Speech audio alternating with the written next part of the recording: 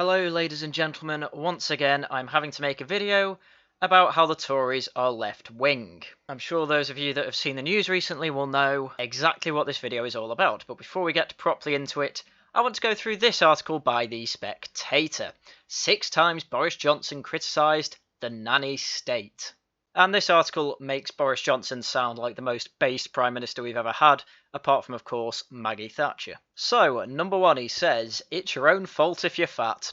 On the issue of obesity that had prompted his Damascene conversion, Johnson authored a Telegraph column in 2004 entitled Face It, It's All Your Own Fat Fault, in which he argued that obesity was a choice and that the more the state tries to take responsibility for the problem, the less soluble the problem will become. Words for him to live by in 2020, perhaps, and I entirely agree. Efforts to reduce obesity, such as the sugar tax, have actually seen a rise in obesity since they have been implemented. Yet, as usual with the civil service, they mess around with stats to justify keeping it in place. But that's a tangent for another video. The second point from this article is getting rid of Jamie Oliver. Johnson reiterated his defence of the dumpy in 2006 when he criticised Jamie Oliver's attempts to make school meals more nutritious. In a pointed dig at then-leader David Cameron and his praise of Oliver, Boris was reported to have said, "If I was in charge, I would get rid of Jamie Oliver and tell people to eat what they like." Another broken promise. Yes, this article's really being a spoiler for the rest of the video, I'm afraid. Though those of you that have seen the title in the news recently will know what's coming anyway. But I do have to say that getting rid of Jamie Oliver is absolutely based, at least when it comes to trying to force people to eat healthily, instead of leaving it to their own choice and as their own responsibility. If he just stayed as a TV chef teaching people recipes, that would have been fine. Anyway, there'll be time to bitch about Jamie Oliver later. Number 3, the crack-brained plan to make child booster seats compulsory. Only 2 weeks before starting his Jamie Oliver row, Johnson used his Telegraph column to demonstrate his libertarian credentials on another crucial issue, child booster seats. Excoriating a proposal by the European Commission to mandate booster seats for children up to the age of 12, Johnson claimed it was no business of the state to be poking their noses into the backseats of our cars. Time will tell if Brexit removes this bit of EU-mandated nanny state interference. Well, the way Johnson is going, I wouldn't put my money on it. But honestly, all these points so far have made Johnson seem like a base libertarian, which is why I had good hope for him when he initially got voted in. But you'll see why I want him out by the end of the video. Johnson's base take number 4 was the Port of London's restrictions on swimming in the Thames. Decrying the Port of London's decision to ban swimming in the Thames without a permit, Johnson claimed this river swimming ban is a piece with the namby-pamby, risk-averse, mollycoddling, airbagged approach that is doing so much economic damage to Britain. He had no power to overrule this decision as Mayor of London back in 2012, as it was under the purview of the Transport Secretary. Grant Shapps has yet to review this decision. Perhaps Boris will instruct him to use his Spanish quarantine to look into the proposal. Again, I unfortunately would not count on it. And just a quick look at the last 2. Number 5, the attempted ban on smoking in parks. Johnson was against that. And 6, George Osborne's syntax on sugary milkshakes. Just last year, during his 2019 leadership campaign, Boris Johnson made waves by promising to review sugar taxes implemented by George Osborne and their extension onto milkshakes. Johnson pledged as Prime Minister to combat the continuing creep of the nanny state, and specifically pilloried sin taxes as instruments which clobber those who can least afford it, which of course is true. But as you can tell from all these points from before Boris Johnson was Prime Minister, he seemed like a pretty good candidate for the right wing. Seemed like he was going to at least try and start reversing some of the ridiculous things that have come out, even under the Cameron era. And hopefully that would have been the start of the road to take out the 7 laws a day that Tony Blair was putting in under his Labour government. Unfortunately, we live in reality, and as Thanos says, reality is often disappointing. And this case is no exception. So, despite being against the nanny state, this article came out on the 27th of July. Boris Johnson, obesity drive will not be bossy or nannying. Okay, but there is an obesity drive which is already in and of itself bossy and nannying. Campaigners welcome plans, but there is scepticism about how effective they will prove. Well, as usual with most nanny statism, it ends up just making the problem much worse. For example, with the sugar tax, every company just made their drinks less sugary, and this was to avoid the levy. And what this did instead was, because people weren't getting their sugar fix that they usually got, they ended up just buying more of the sugary drinks. And due to this, sugary drink intake actually went up, along with the actual sugar they were taking in. And this made the obesity crisis worse. If you want further reading on this, I have put this article by Kate Andrews in The Spectator in the show notes. It goes through exactly why that tax did not work and pretty much sets the precedent for any nanny statism being utterly pointless and actually harming what it is trying to help. Anyway, back to the article. Boris Johnson has formally launched the government's efforts to reduce obesity levels in the UK by saying it will be supportive rather than excessively bossy and nannying, amid some scepticism about how effective the plan will prove. While new measures will include bans on junk food advertising, there is no proposal to extend the earlier tax on sugary drinks to other products, including food. So, it's not going to be bossy or nannying, we're just going to ban junk food advertising. Though there is no plans to extend the tax. You should be getting rid of the tax if you're a libertarian, Mr. Johnson. Outlining the plans on Monday, the junior health minister Helen Whately accepted the sugar tax had been successful in promoting manufacturers to reformulate drinks to include less sugar, but said there were no plans to widen it. Well, as I just went through, it's made obesity worse. Oh, well done. We managed to be bossy and nannying towards the bloody companies to make them less sugary. Oh, what's happening? Oh, people are just buying more of their drinks now, though. You've not helped. And this, by the way, was after decades and decades of people drinking less sugary drinks. There was a trend of it going down. People were having less and less of it. And now you've basically just doubled the intake. Well done. Well, let's hope it goes beyond junk food ads. The government has said that it will ban junk food adverts before 9 PM and launch a short consultation on whether that should be extended to a blanket ban on adverts for sweets and fast food online. Just let the market go, man. Oh my god. People are still gonna crave fast food even if they don't see it online or on TV. Oh my god. Other measures include a ban on the sale of chocolates, crisps and sweets at checkouts and displaying calories on menus in restaurants and pubs, including for alcoholic drinks, which are estimated to account for nearly 10% of the calorie intake of those who drink. Oh dear. Just let them have their fucking food. I know the reason they have to do this as well. The reason they have to do this is to try and save for the NHS, as we'll go into later. But man, I'm finding it hard to stay off complaining that this is basically all the fact we have an NHS's fault. Anyway, let's try and stay on topic. While health campaigners have welcomed the proposals, some have questioned whether they put too much emphasis on individual responsibility for obesity rather than addressing health inequalities. Oh my god. It's still a nanny state. They don't.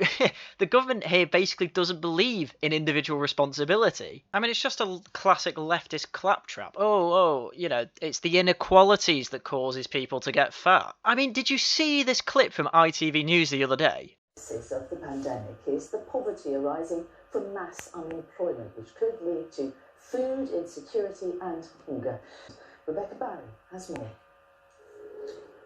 10-year-old boys like Abdul shouldn't have to worry about their mum's ability to buy them enough food and pay the bills. I mean, I'm being told that this family will be starving, and I'm also being told that it is everyone else's fault but theirs that they are the way they are, i.e. obese. I mean, honestly, which way does it go? Are these people starving, or are these people only being able to afford bloody unhealthy food? Oh, and that's another thing. Whenever anyone on the right wing tries to point out that personal responsibility is probably the answer, they get hounded down like Jacob Rees-Mogg's sister did the other day. So this Sun journalist called Holly Borland said, until fruit and veg cost less than a bag of supermarket chips, you can't expect struggling households to have healthier diets. And Anoniziata, or however you say your name, Rees-Mogg, just points out that 1 kilogram of potatoes is about 2/3 of the price of a bag of chips of about the same weight. And she was hounded on Twitter for this. People saying, oh, she's a right-wing and daughter of a baroness. She doesn't understand the working class struggles. No, but she understands basic maths. And as you can see here, buying your fresh ingredients and making things yourselves is a lot cheaper than buying them ready-made. That is basic economics. Anyway, to get back to the article, Downing Street has put Johnson at the centre of the efforts to promote the strategy, which the Prime Minister decided to push ahead with after concluding his own weight had played a significant role in his serious bout of coronavirus. And it's true, coronavirus does seem to affect people who are overweight more than those who are of healthy or underweight. But why does that mean the whole country has to be nannied, Mr. Johnson? Number 10 launched the plan on Monday with a social media video of Johnson explaining how we had wanted to lose some weight for ages and ages and had been way overweight when he was in intensive care suffering from COVID-19. Again, none of these are justification for treating the public like children. Johnson said he now began his day by running with Downing Street dog, Dylan, saying the great thing about going for a run at the beginning of the day is that nothing could be worse for the rest of the day. The government proposals were, he said, just trying to help people a little bit to bring their weight down. Not in an excessively bossy or nannying way, I hope. I'm sorry, but if you are having a watershed and saying, oh, people can't see these adverts before 9 p.m, oh, these people can't see adverts online, they might order comfort food. I mean, doing that in and of itself is literally bossing and nannying the public. There's no way around it. At least you're saying excessively. You are at least acknowledging that it is bossy and nannying. But even so, this is excessive. People can't see an advert before 9 p.m? What the hell is that? And if you didn't think this was enough, they use the almighty sacred cow, the NHS, to justify all this bullshit. From The Telegraph, lose £5 and save NHS 100 million, Matt Hancock says, after UK's coronavirus wake-up call on obesity. Health Secretary says COVID shows the need for the nation to lose weight. Yeah, the government's saying to lose some weight, fatty. Jesus. I mean, you've got to realise why this is, out of any realm of possibility for me to be sensible. I'm the type of person that thinks the government is there to protect your property rights and not much else. So for the government to come along and stick its nose in your diet and tell you that you're too fat, frankly, they should get fucked. But obviously we live in the real world, and because they have an NHS that they have to keep a budget on, saying, hey, you could save the NHS money by losing weight, this is where we are now. This would never have happened 50 years ago, even when we had the NHS. And before we had the NHS with our friendly societies, that was actually a much better system going towards a much better healthcare system for the whole country. They didn't have this massive black hole that was constantly taking in wages from the taxed. That is essentially having the same effect as Estonia's bloody health service over there, which, spoiler alert, isn't world class. But this is where we are. We'd only have a great healthcare service if Tubby over there lost some weight. Guess what, sunshine? It ain't gonna be enough. Anyway, bitching about the NHS aside, let's get into the article. Everyone who is overweight should lose at least £5 in order to save countless lives and spare the NHS £1 million cost, the Health Secretary says. Matt Hancock said coronavirus was the deadly wake-up call Britain needed to tackle obesity as the government unveils a strategy to slim the nation's waistline. And of course you know the basics of that plan, but they also have an army of weight loss coaches at GP surgeries, and they will be trained to persuade millions of people to change their diets and reform couch potato lifestyles. They already do that, Jesus. Writing for The Telegraph, Mr. Hancock said, this deadly virus has given us a wake-up call about the need to tackle the stark inequalities in our nation's health. Wait, how is stopping people from seeing adverts helping the nation's inequality, and how is getting GPs to say lose some weight fatty going to help them as well?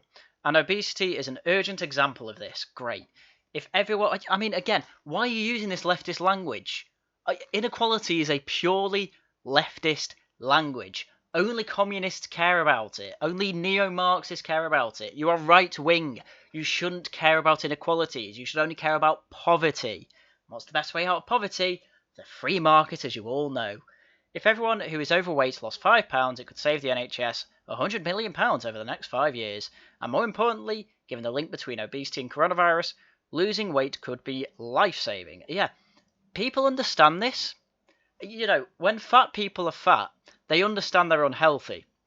They would just rather be hedonistic and eat all the time and drink all the time than lose weight. Stopping them from seeing adverts about Domino's or McDonald's or whatever, that ain't gonna help them. And if you think you're gonna be saving the NHS money of £100 million over the next 5 years, you are deluding yourself. I even think that people losing the £5 they need to, I don't think that's actually going to help. I think it'll go up anyway, just because of the nature of the NHS and the fact that most of the waste of money there is through middle management that don't do anything. Anyway, again, I'm bitching about the NHS, but you get the idea of that article. But on the bright side, at least this will keep Jamie Oliver happy, which, by the way, this is what Jamie Oliver looks like now. Looks like he needs to eat healthier, and it looks like over the next 5 years he's going to cost the NHS £100 million.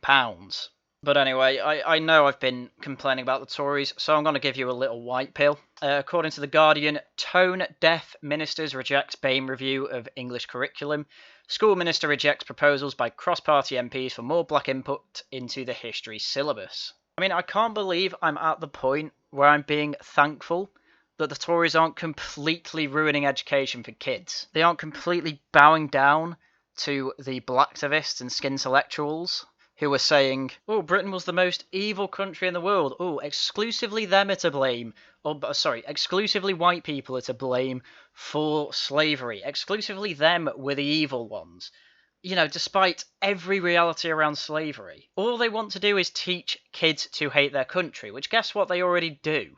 And they just want to implant it more. Whereas I'm for more of an objective view on history, where we just teach the facts, we teach the politics, and we teach the cause and effect of certain battles, of certain political moves, of certain individuals' findings and motives, etc., etc. Which is not what the communists want. The communists want you to learn that your country is evil, and that you owe BAME people every bit of reparations they say they deserve. Because at the end of the day, it's all about power. I mean, let's just have a look at the article here. So Nick Gibb, the school minister, said there was no plans to hold a review of the syllabus after 30 cross-party politicians wrote a letter demanding that black historians and leaders be asked to offer revisions to what is taught, as well as new topic ideas. We need a revision on history from black people. Like, oh, that just makes it sound so much worse. Anyway, Layla Moran, the Liberal Democrats' education spokesperson who led the appeal, accused ministers of being tone deaf to their request, which she said would try to give more space to the historical injustices that has led to racism. She tried to imply that racism wasn't a thing of the past and that the only reason we're racist now is because of injustices in the past. Like, what does that mean? Like, this is just pure virtue signaling. Responding by letter, Gibbs said education played a vital role in tackling inequality, and that, oh my god, again, why is a Tory talking about inequality? And that the Department for Education has been discussing BAME history with different organisations. He added that it would continue to explore what else could be done to support its teachers in the classroom. So this is the thing, I've given you a bit of a white pill, but it turns out he's trying to do what the BAME wants to do anyway, he's just put the brake pedals on. So yeah, I probably caught most of you out there. You're welcome. I mean, listen to this. Gibb listed the lives of Mary Seacole and Rosa Parks. Yes, they were both great women, blah, blah, blah. The achievements of early civilizations, such as Benin in West Africa between 900 and 1300. Okay, like, we learn a bit about the Romans and Greeks. But man, what are we going to learn from Benin in West Africa? The reason we learn about the Romans and Greeks is because they directly influenced British history. The thing with 900 and 1300 Benin is that we didn't even have contact with them. How could they have influenced us? The reason we learn history is to learn about what we have basically inherited from before. And when it comes to Benin in West Africa, we've inherited nothing, unless you have ancestry there, but that's a minority of people. And if they want to learn about that, guess what? You've got free time. Or you could have private tutors for that. I don't care. And the transatlantic slave trade, at least that's more influential, and its abolition as examples of subject areas that could be considered by teachers. Yeah, for those that don't know, at least this is my experience from learning history at school, you learn about the transatlantic slave trade, but you only really learn about how the slaves were treated. You weren't taught why it came about, you weren't taught how, you know, the Africans were the ones, like, that was basically the only thing they could trade because they basically fought wars with each other and caught slaves. You didn't learn about the abolition at all. I mean, history in the UK, the way it's taught, utter crap. That's all I can say.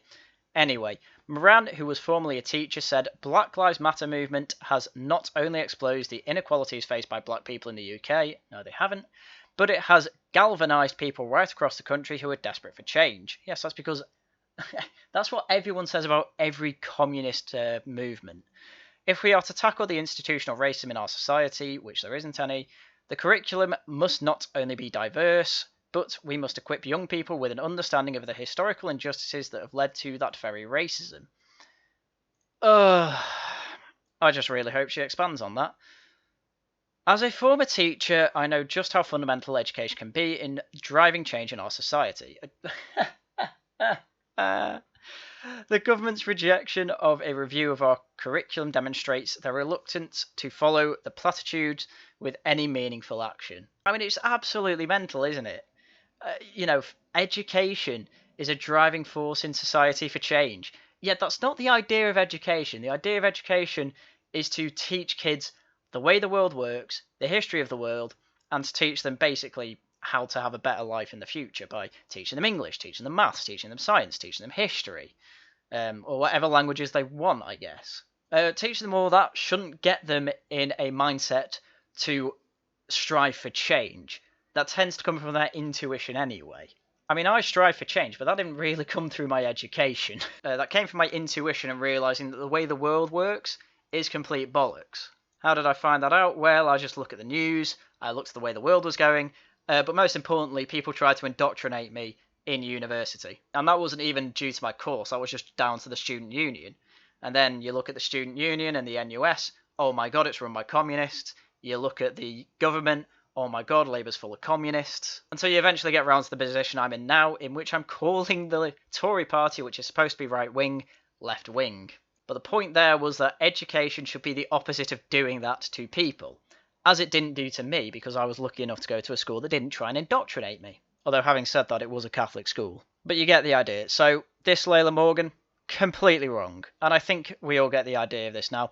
The Tories, they're just progressives with the brakes on. Bit of a white pill that they're not completely redoing the English and history, GCSE curriculum, whatever. But ultimately, give it about 5 years, they'll probably be looking to change it. But anyway, I've had enough black pills for one video. So, as usual, thank you very much for watching, and until next time, goodbye.